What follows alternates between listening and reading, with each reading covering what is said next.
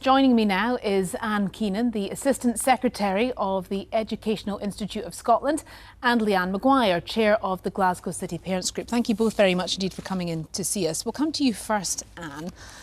What do your members make of this guidance on banning mobile phones?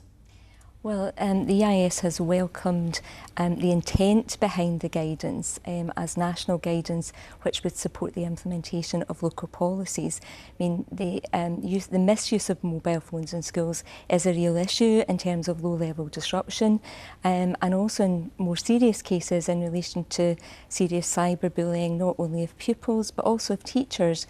So there are important learning and teaching educational issues, but important health and safety concerns as well.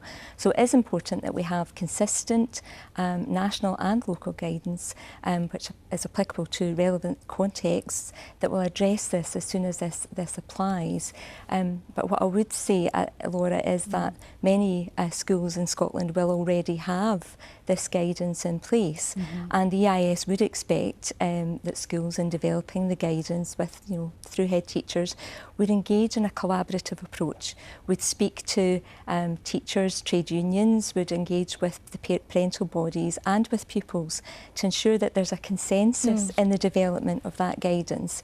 And it's only through that collaboration and joint up approach that we'll have a consensus about how to move forward, and that there will be buy-in in relation to it. So the national guidance today really underpins existing practice, but it's welcome in that it provides a consistency of the underlying principles that should be applied. Well, Leanne, is it meaningful to parents, do you think, having this national guidance now? I mean, obviously anything that's going to reduce screen time for our kids is helpful. We absolutely don't doubt that. If you've ever been a parent and tried to remove a mobile phone at home, you know the challenge that there is. I'm just not sure this was the priority at this moment in time. A lot of schools, like Anne has said, already implement a bit of a policy like this. There is flexibility around it. They know their students, they know the students that need their phones for certain needs. And like Anne said, there has to be buy-in. I don't believe there was a lot of consultation around this guidance with parents. Certainly our group wasn't consulted. However, it just feels that it's churning out a report for report's sake. There's nothing new in it that schools aren't already implementing. It might give some people some comfort, but I don't think it's anything to shout about at the moment. Yeah, and I mean, the two bits of guidance came out today. The mobile phone thing has sort of grabbed the headlines, but what do your members tell you about, what really worries them in the classroom? We've been really clear over the last year that violence and aggression is a significant issue for our members. It forms one part of our campaign for Stand Up for Quality Education. And in November last year, we published the results of a national branch survey on violence and aggression, which provided quite damning results. 80% of the branches that responded indicated that schools in their areas were experiencing violence and aggression on a weekly basis.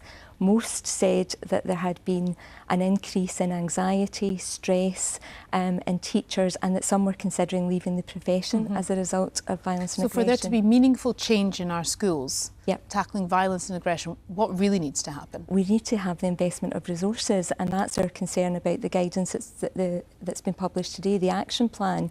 If you look at the action plan, there are, there's meaningful content in there in terms of GIRFEC, Getting It Right for Every Child policies, which teachers will be familiar with. So it refers to early intervention, prevention, multi-agency engagement, relational approaches and restorative approaches to behaviour. However, teachers across Scotland will tell you that to be able to do that effectively, we need the investment of resources to do that.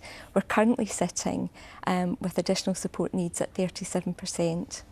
Which is very high. So if you have a class of 33, there will be children in that class, more than 12 children in that class with additional support needs.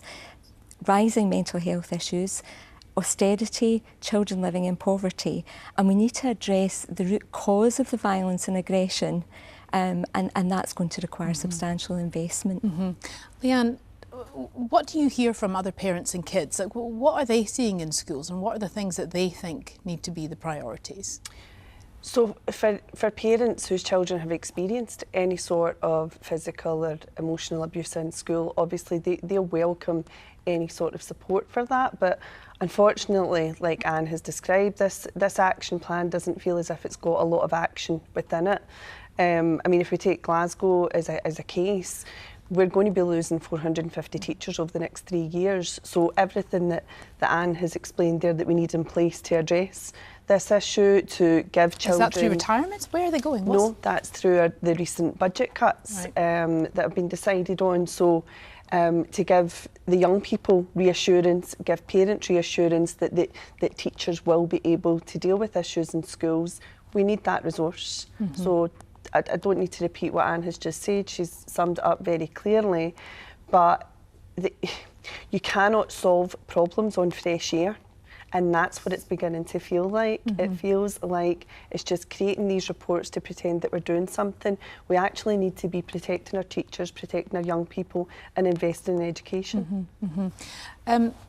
Touching briefly again on the mobile phone issue, are you concerned at all that because it's essentially being left to head teachers to deal with this, is that the right approach, or could that actually cause a bit of conflict? I'm just wondering how a teacher actually deals with that situation in a classroom where there might already be tensions. I think there's been a lot of media coverage today around the focus on head teachers, but actually, you know, in an empowered school system, EIS head teachers are quite clear that they would adopt a collaborative approach, and they would be engaging with the parental bodies, with staff, with trade unions and with pupils, and that's the way forward. And actually, when you read the detail of the guidance, it refers to that approach within it. So we would expect that it would be through collaboration and constructive dialogue that this guidance would be implemented and taken forward in line with existing practice. And Leanne, have you spoken to your kids about this, the mobile phone thing? What's their reaction been? So me and my daughter talk about this quite often. It's quite a touchy subject at times, and